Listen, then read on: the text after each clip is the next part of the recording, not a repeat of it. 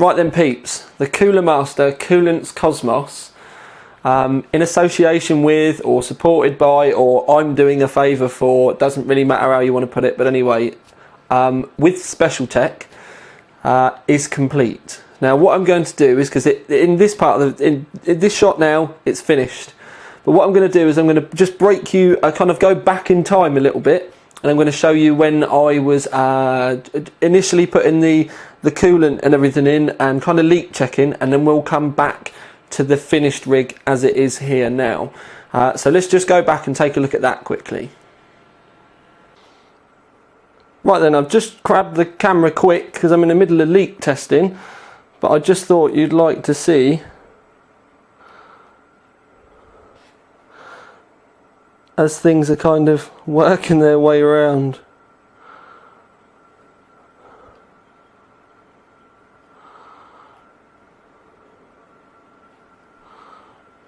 You can just about see the bubbles and light. Anyway, I'm going to move the camera up and I'll just let it go for a bit. You can see all the bubbles. What I'm going to do, just to make it a little bit more interesting, I'm going to turn the pump up, which is obviously going to make more noise, but you'll see more bubbles.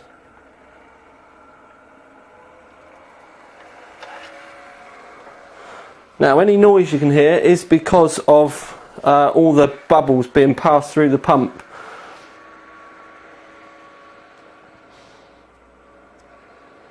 Once all the bubbles settle down, it's not too bad. In fact, if I move this bit of paper towel at the bottom, you can get quite a good view down here.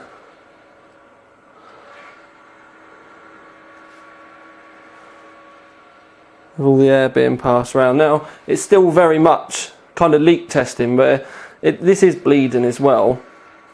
But we're just checking for the minute. I'm going to turn the pump down again in a sec.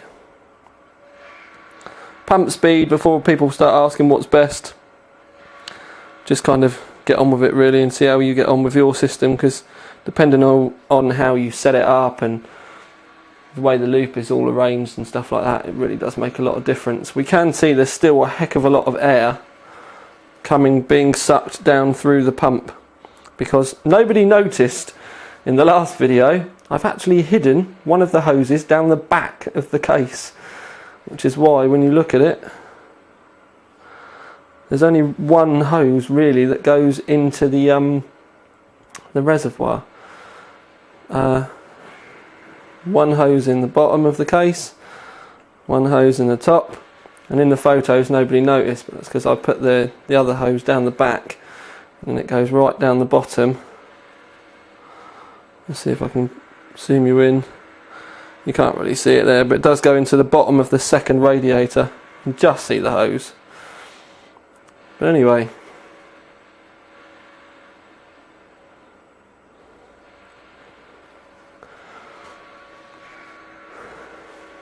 let's go and get a different view. Move the camera a bit.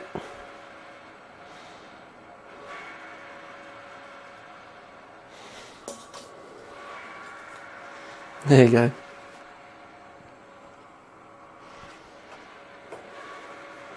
Now, like I said, the noise from the pump at the moment very much is all the air being pushed through it. They don't really like air very much. They make an awful racket. But in a minute I'm going to start what we call agitating the system, which is basically turning the system on and off so the air bubbles can get into a big group, and then you turn it on and you hopefully get a big bubble through to the res. We will see. If I'd have thought about it really, I would have made this video slightly later at night, and you can use some coloured LED strips, and that seems to show up the bubbles in the loop really well. But anyway, you don't want to spend 20 minutes just watching bubbles go through a hose, so I'm going to turn the video off now, or turn the camera off now, and get back to work.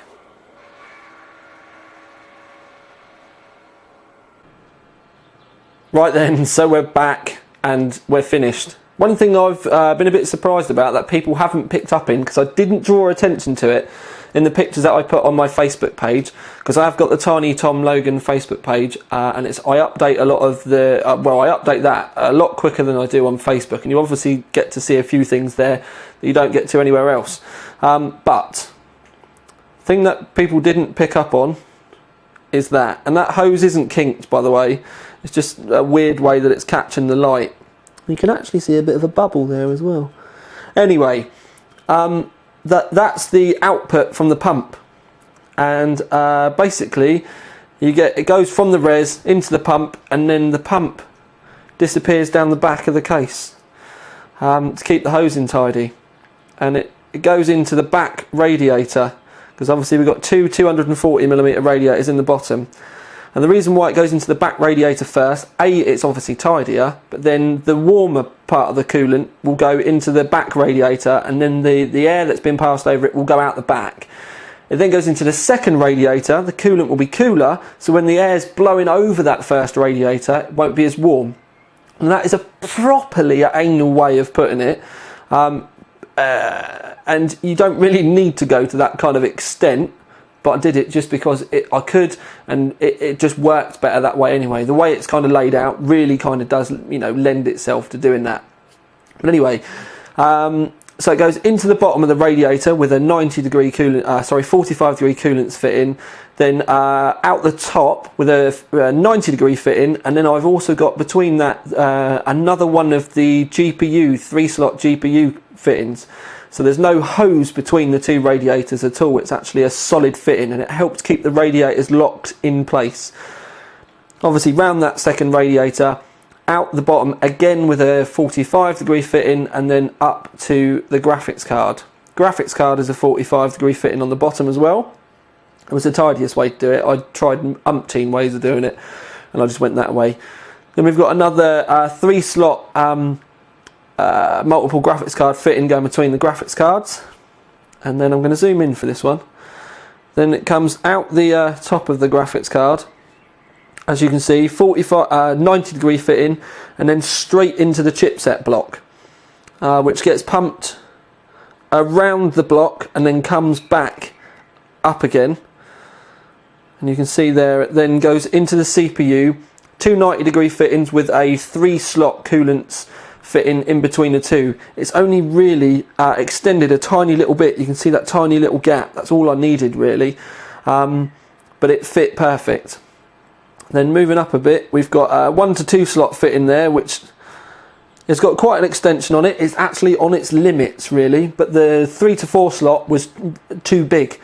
But that's on there. 90-degree fittings again, fits fine. It's all sealed, watertight, not a problem. Really happy with the way that CPU block looks.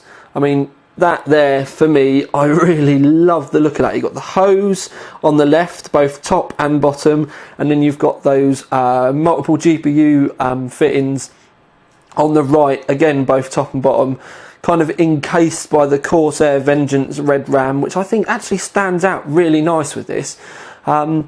Zooming back, a lot of people said no, you want to use black coolant, and I didn't really want to. Some people said red. I think it would have spoiled it.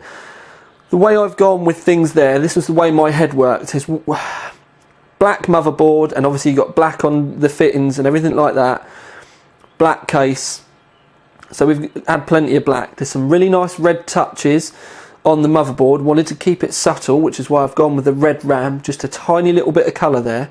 But the reason why I went with clear coolant is to kind of work in with all of the nickel plating, because it's mirrored and it's kind of clean, not a massive amount of colour there.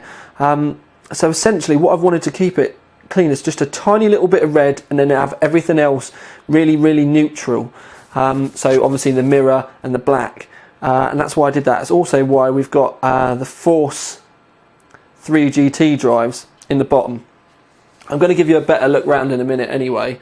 But you can see they're the 480 gig drives. They're actually going to be going in my rig when I finally do get to build it. But they, I pulled them out because I'd normally kind of hide them away. But with the way I'll talk about that in a minute, because otherwise we'll end up going on about everything. But what I'm going to do now is I'm going to get the light set up so we can have a good look in and around the rig. This is going to be all about aesthetics today. I'm not going to be powering it up. We will power it up at a later date and do benchmarks and stuff like that, but I just wanted to make this just about the finished rig. So we'll take a look from this angle. I'm moving the lights around all over the place, but I'm just... There we go. I can move the lights over if you like, so you can see the Vengeance better.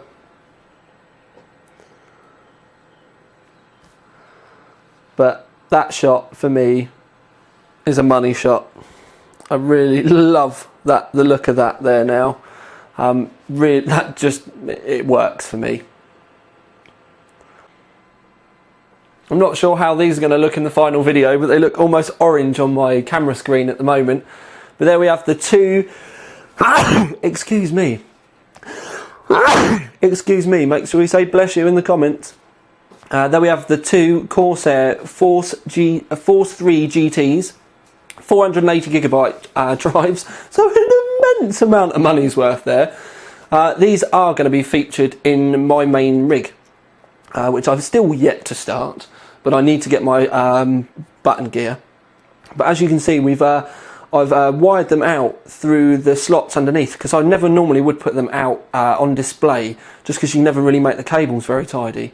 But with those two grommets there, cable routing grommets, it kind of made it a lot easier.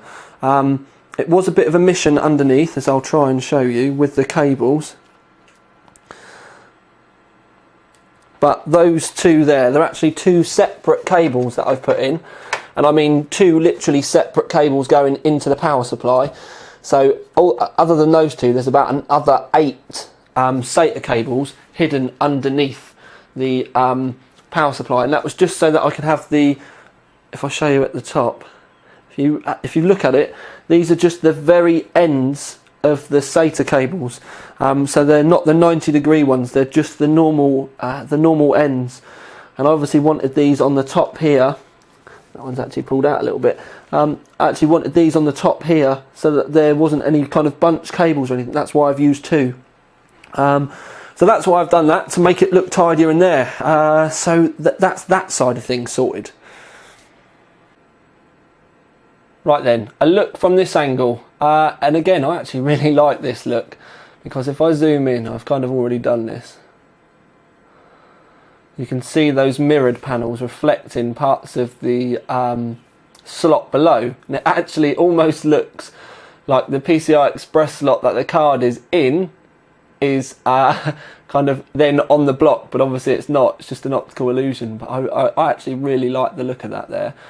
I know that the lights are kind of bleaching the edge of the cards and stuff, but it was the best way I could get the look there. Also, what's worth noting there, if I come out a little bit, is how I've done the cables. Because I've zip tied them to the edge of the card to make it really, really tight, or I tried to make it really, really tidy. But also, if I put the camera up a little bit, you can get another really good look at the way that the blocks and the RAM and everything. I really do like the look of this. Yeah, I'm quite into this. The colours are really, really growing on me, to the point where I've got some serious kind of like ideas and kind of notions and stuff going through my head, which I might have to talk to you about at a later date. But anyway, that's that side of things. So I'm going to move the camera again. So another look from down below. We can actually, if I just move the tripod a sec, go down and see a little bit of what's going on underneath as well. It's not massively tidy down in that lower power supply section, and again the lights are kind of bleaching everything out, but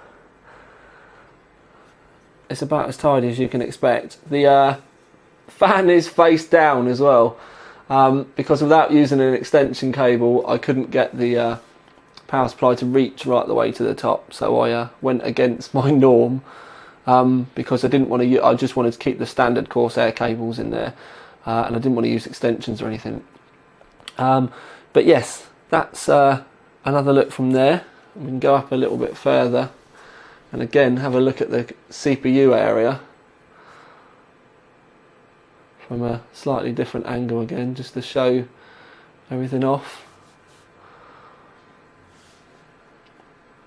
But that's it. But what I'm going to do now, guys, is I put the camera over here.